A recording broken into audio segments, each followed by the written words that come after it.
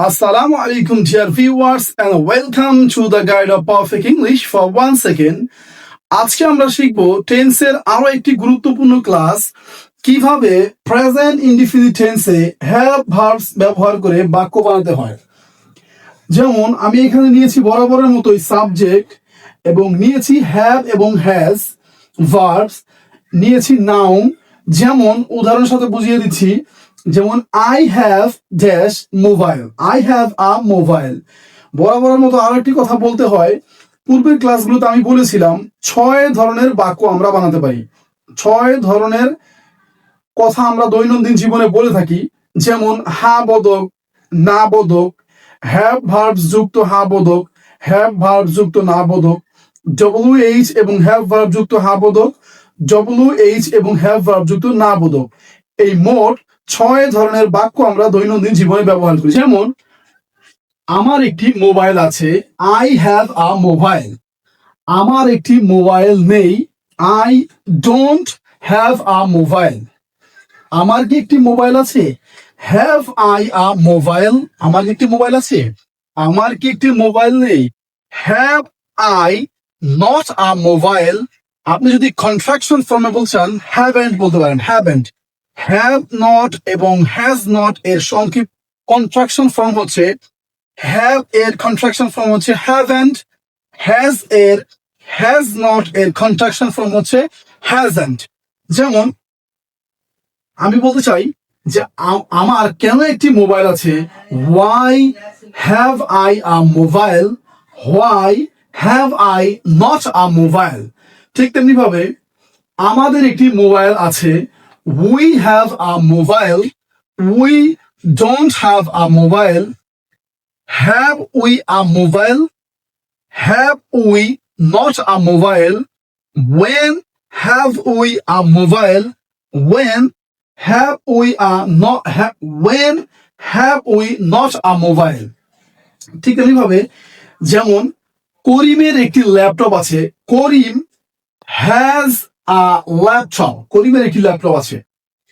Karim hasn't a laptop, Karim doesn't have a laptop. এখানে কেন doesn't হলো, Karim Karim doesn't, Karim doesn't has a laptop. Karim Karim যেমন Karim has a laptop, করিমের একটি ল্যাপটপ আছে। Karim doesn't, Karim doesn't have a laptop. Does Karim have a laptop, doesn't Karim have a laptop. Why does Karim have a laptop, why doesn't Karim have a laptop. 6 ধরনের বাক্য দেখালাম। ঠিক এমনিভাবে আপনারা বাক্য বানাবেন। যে কোনো একটি সাবজেক্ট নেবেন, বরাবরের মতো আমি দেখিয়েছি ভি ভার্বস এর ক্লাসে। ঠিক তেমনি ভাবে বি ভার্বস এর জায়গা আপনি হ্যাভ ভার্বস নেবেন, এই সাবজেক্ট গুলো নেবেন, হ্যাভ ভার্বস নেবেন। এবং যে কোনো নাউন, হ্যাভ এবং হ্যাজ এর অর্থ হচ্ছে অধিকারে কোনো কিছু আছে। যেমন আমার কোনো কিছু আছে, তার কোনো কিছু আছে, করিমের কোনো কিছু আছে। এবং প্লুরাল যুক্ত সাবজেক্ট যেমন করিম এবং রহিমের কোনো কিছু আছে। এখন কোন সাবজেক্টের সাথে কোন ভার্ব হবে, যেমন I have, we have, you have, you have, they have, he has. কেন হ্যাজ হলো, যে third person singular number. She has, it has, Karim has এবং Karim and Rahim have.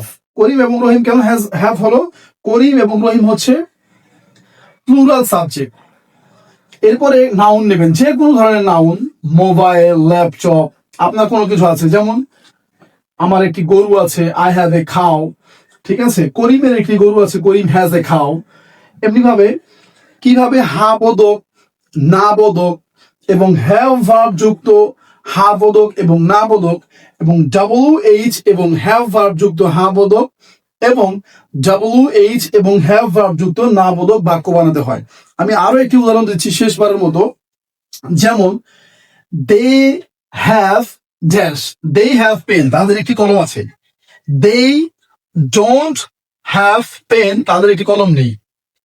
Have they have they have they pen তাদেরকে একটি কলম আছে। Haven't দে pen তাদেরকে একটি কলম নেই। তাদের কেন একটি কলম নেই? ওয়াই হ্যাভ দে পেন তাদের কেন একটি কলম আছে?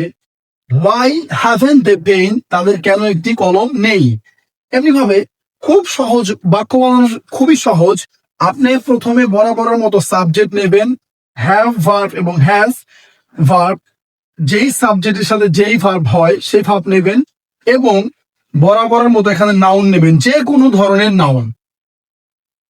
কোনো কিছু অধিকারে আছে বোঝায়, এখানে আমি কয়েকটি নাউনের উদাহরণ দিয়েছি, যেমন মোবাইল, ল্যাপটপ, পেন। এমনি ভাবে যে কোনো জিনিস নাউন, যেমন টাইম, টাইম একটি noun. I have a time, আমরা অনেক সময় বলি যে আমার সময় আছে, আই হ্যাভ এ টাইম। আমার সময় নেই, I don't have a time. করিমের সময় আছে, করিম হ্যাজ এ টাইম, করিমের সময় আছে। এমনি ভাবে খুব সহজভাবে বাক্য বানাবেন ইনশাআল্লাহ। আপনারা যদি অবশ্যই আমি যেভাবে ক্লাসটি দেখিয়েছি এভাবে আমার দেখানো সিস্টেমে যদি আপনারা প্র্যাকটিস করতে পারেন, ইনশাআল্লাহ খুব সহজেই বাক্য বানাতে পারবেন এবং দৈনন্দিন জীবনে সেগুলোকে ব্যবহার করে কথা বলতে পারবেন ইনশাআল্লাহ। আগামী ক্লাসে আরো একটি টেন্সের ক্লাস নিয়ে আমরা হাজির হব, যেমন ডু ভার্ব, প্রেজেন্ট ইনডিফিনিট টেন্সে কি হবে, ডু ভার্ব বা অ্যাকশন ভার্ব ব্যবহার করতে হয়। আজকের মধ্যে এখানে বিদায় নিচ্ছি। That's all for today. Thanks a bunch for watching this video to improve your spoken English.